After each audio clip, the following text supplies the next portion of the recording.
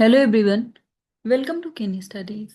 आज है 8 दिसंबर और आज के करंट अफेयर सेशन में हम जिन टॉपिक्स को कवर करेंगे वो टॉपिक्स हैं ब्रिक्स ग्रुपिंग। साथ ही हम देखेंगे लाइफ मूवमेंट के बारे में कि ये क्या है, कब इसको शुरू किया गया है। देन हम देखेंगे national commission for backward classes के बारे में। इसके साथ ही हाल ही में चर्चा में रहा ये टर्म ऑरेंज इकोनॉमी, इसके बारे में देखेंगे। देन हम देखेंगे टेंसर प्रोसेसिंग यूनिट के बारे में और लास्ट में देखेंगे डिपार्टमेंट ऑफ पोस्ट से संबंधित जो इनिशिएटिव्स अभी हाल ही में लॉन्च किए गए हैं वो क्या हैं। तो शुरू करते हैं। आज का फर्स्ट क्वेश्चन है,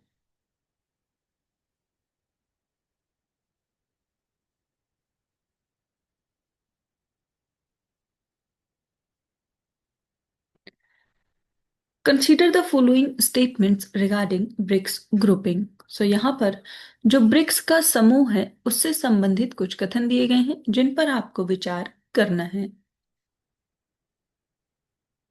आपके ऑप्शंस हैं, the grouping was originally established as BRIC in 2006 with South Africa joining later to form BRICS. Second statement, the 2026 BRICS summit is scheduled to be hosted by India.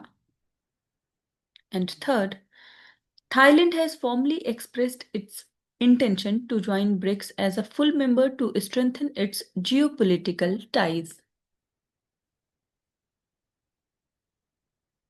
और यहाँ पर आपसे correct statements पूछे जा रहे हैं। आपको बताना है ब्रिक्स जो समूह है उससे संबंधित यहाँ पर कितने ऐसे स्टेटमेंट्स हैं जो कि करेक्ट हैं।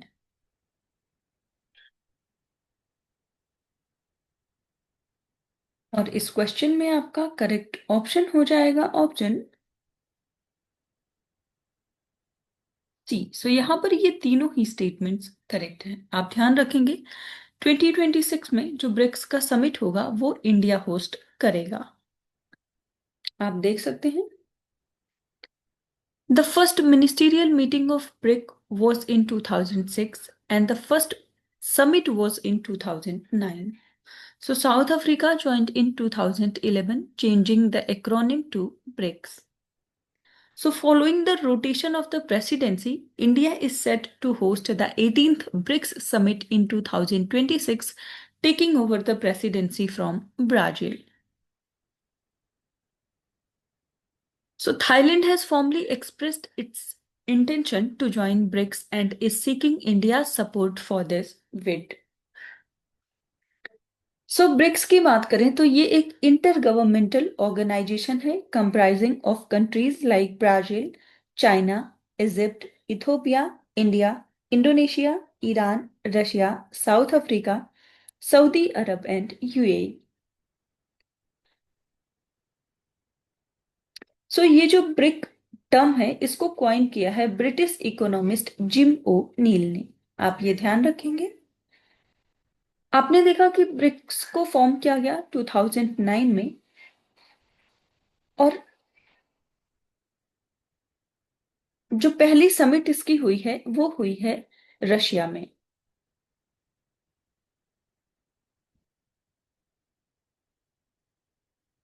सो ब्रिक बहुत सारे इनिशिएटिव्स भी अपने लेकर के चलता है वैश्विक स्तर पर।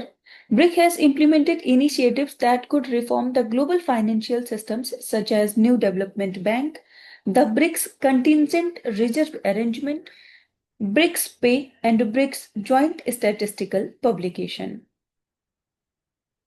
आप ध्यान रखेंगे कि 2026 में ब्रिक्स का जो चेयरमैनशिप है या जो समिट है उसका आयोजन भारत के द्वारा किया जाएगा। बढ़ते हैं नेक्स्ट क्वेश्चन की ओर।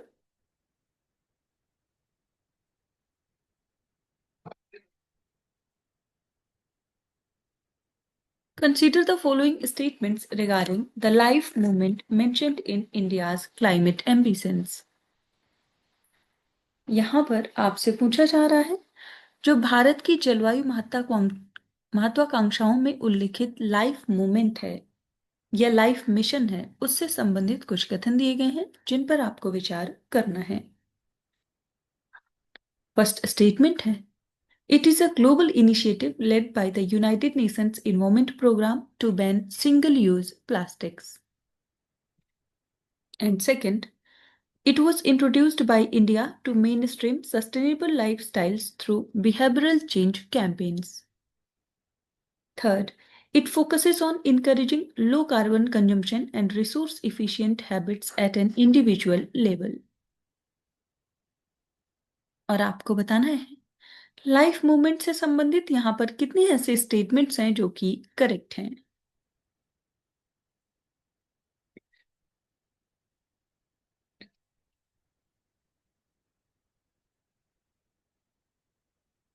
और इस क्वेश्चन में आपका करेक्ट ऑप्शन हो जाएगा ऑप्शन बी।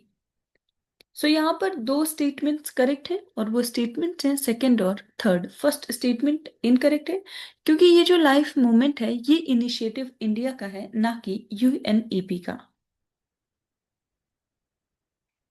आप देख सकते हैं सो लाइफ का फुल फॉर्म होता है life style for environment and it is an initiative conceptually led by India, not a pre-existing UNEP ban program. So it involves global cooperation. Its origin and push are Indian. So Indian pledged to promote the life movement as part of its climate commitments, and it aims to move away from mindless consumption to mindful utilization. सो जो core philosophy है life की वो है behavioural change and it encourage individuals and communities to adopt simple eco-friendly acts like saving energy, water, reducing waste to create a significant impact on low carbon consumption and resource efficiency. So आपने देखा कि ये जो life mission या life initiative है ये एक India led global mass movement है to nudge individual and community action to protect and preserve the environment और इसको लॉन्च किया गया by the Indian prime minister at the 26th United Nations climate change conference of parties in Glasgow. आप ध्यान रखेंगे mission life जो है ये कॉप 26 जब ग्लासगो में आयोजित हुआ था 2021 में तब इसको लॉन्च किया गया था।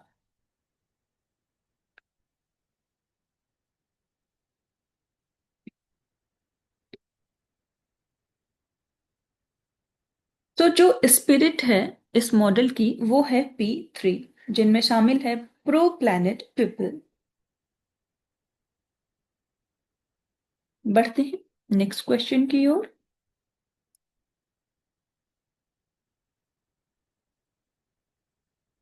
With reference to the constitutional provisions regarding the National Commission for Backward Classes, consider the following. तो यहाँ पर राष्ट्रीय पिछड़ा वर्ग आयोग से संबंधित जो उसके संवैधानिक प्रावधान है उनको लेकर के कुछ कथन दिए गए हैं जिन पर आपको विचार करना है। फर्स्ट स्टेटमेंट है The chairperson and members of NCPC are appointed by the president by warrant under his hand and seal. And second, the conditions of service and tenure of office of the chairperson and members are determined by the parliament by law. And third, the commission must be consulted by the union and every state government on all major policy matters affecting the socially and educationally backward classes. और यहाँ पर आपसे correct statements पूछे जा रहे हैं। आपको बताना है जो राष्ट्रीय पिछड़ा वर्ग आयोग है उसके संवैधानिक प्रावधानों से संबंधित यहाँ पर कितने ऐसे स्टेटमेंट्स हैं जो कि करेक्ट हैं।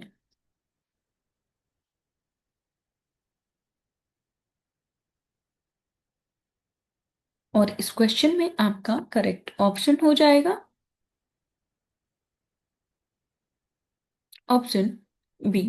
सो यहाँ पर फर्स्ट और थर्ड स्टेटमेंट आपका करेक्ट है जबकि सेकंड इनकरेक्ट है क्योंकि जो कंडीशन ऑफ सर्विस और टेन्योर है वो प्रेसिडेंट के द्वारा ही डिसाइड होता है ना कि पार्लियामेंट के द्वारा। आप देख सकते हैं Under Article 338B, the chairperson, vice chairperson, and the other members are appointed by the president by warrant under his hand and seal. So the Constitution states that the conditions of service and tenure of office shall be such as the President may by rule determine, not Parliament by law. So Article 338B Clause 9 explicitly mandates that the Union and every state government shall consult the Commission on all major policy matters affecting the socially and educationally backward classes.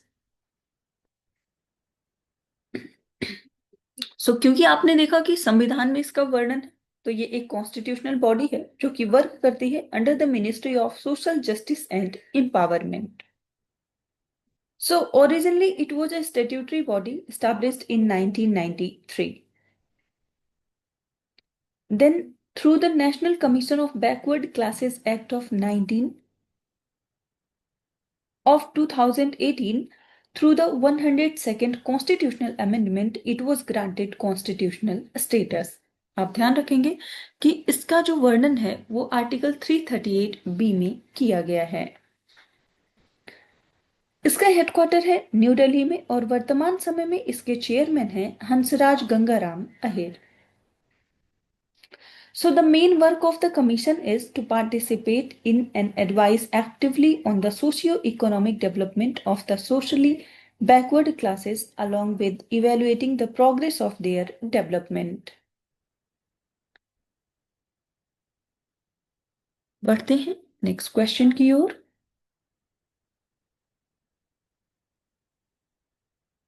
Consider the following statements regarding orange economy.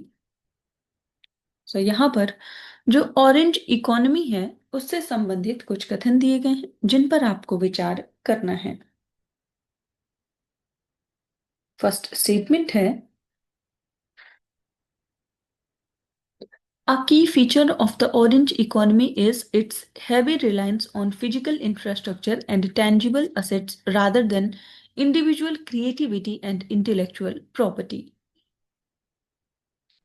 Second, digital platforms and technologies have significantly expanded the scope and reach of the orange economy, fostering new roles like influencers and game developers. और यहाँ पर आपसे incorrect statements पूछे जा रहे हैं. आप ध्यान रखेंगे यहाँ पर आपको बताना है कि ऑरेंज इकोनॉमी से संबंधित यहाँ पर कौन सा ऐसा स्टेटमेंट है जो कि इनकरेक्ट है.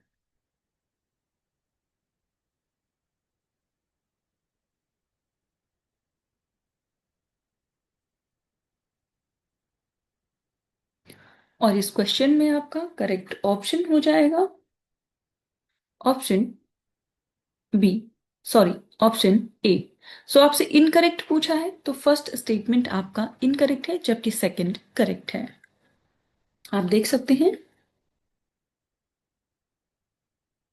A key feature of the orange economy is its strong reliance on individual creativity, talent, and intellectual property rather than primarily on physical infrastructure or tangible assets. So it generates revenue through copyrights, trademarks, and digital IP and is a talent driven.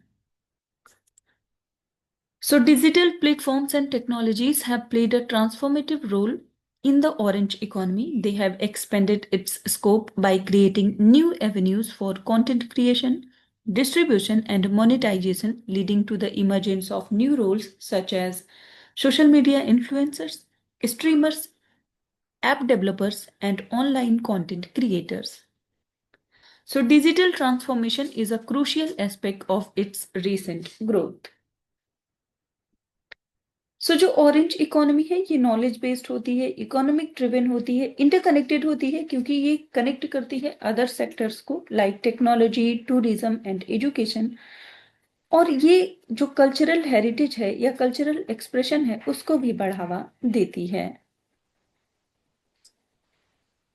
इसमें बहुत सारे sectors आ जाते हैं जैसे कि film है, music है, art है, डिजाइन, पब्लिशिंग, गेमिंग एक्सेट्रा. बढ़ते हैं नेक्स्ट क्वेश्चन की ओर.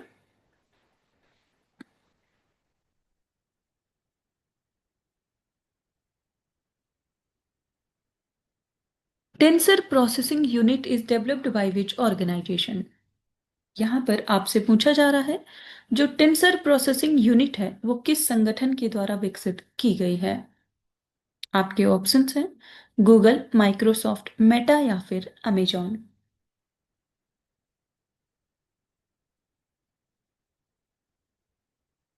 और इस क्वेश्चन में आपका करेक्ट ऑप्शन हो जाएगा ऑप्शन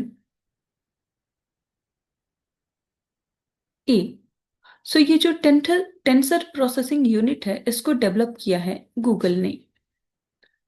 आप देख सकते हैं, Meta is reportedly in advanced talks with Google to use its tensor processing units. So tensor processing unit जो है ये एक स्पेशल चिप है made to speed up artificial intelligence and machine learning task. So जो tensor processing unit है इसको develop किया गया है by the Google in 2016। So power applications like Google search, translate and photos, and they are now widely used in data centers and cloud computing for large AI workloads. And it works on tensor computations, which are multidimensional data arrays used in deep learning. They also offer massive parallel processing, low power use, and specialized circuits for AI tasks. सो आप ध्यान रखेंगे, हाल ही में चर्चा में रहा जो tensor processing unit है इसको डेवलप किया है गूगल ने 2016 में।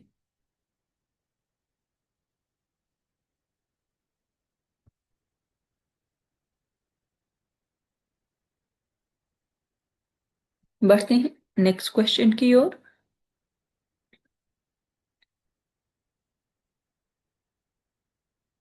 What is the name of the initiative proposed by the Department of Posts to create a digital addressing system in India?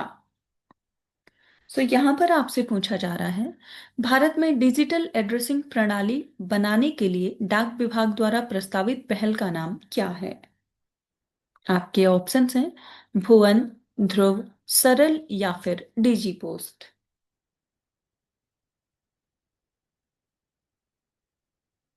आपको बताना है, डिजिटल एड्रेसिंग जो प्रणाली है उसको बनाने के लिए डाक विभाग ने भारत में कौन सी पहल शुरू करी है।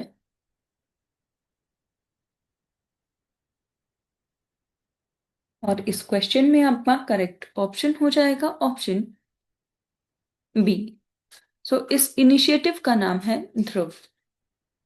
आप देख सकते हैं, Department of Posts released a draft amendment to introduce Digital Hub for Reference and Unique Virtual Address। ये आप ध्यान रखेंगे कि ध्रुव का फुल फॉर्म है digital hub for reference and unique virtual address. So they introduce Dhruv under the post office act 2023, and it creates a nationwide digital public infrastructure with a standardized, interoperable, and geocoded address system. So it is based on address as a service for secure, consent based, and efficient address data sharing. So this framework ensures interoperability, standard formats, geolocation tracking, user consent, and public private integration.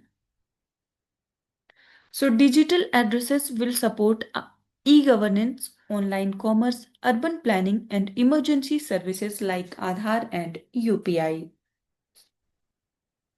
सो आप ध्यान रखेंगे, हाल ही में ये जो initiative शुरू किया गया है ध्रुव, ये संबंधित है डिपार्टमेंट ऑफ पोस्ट से। सो आज के करंट अफेयर सेशन में इतना ही। Thank you for watching. Do like, share and subscribe.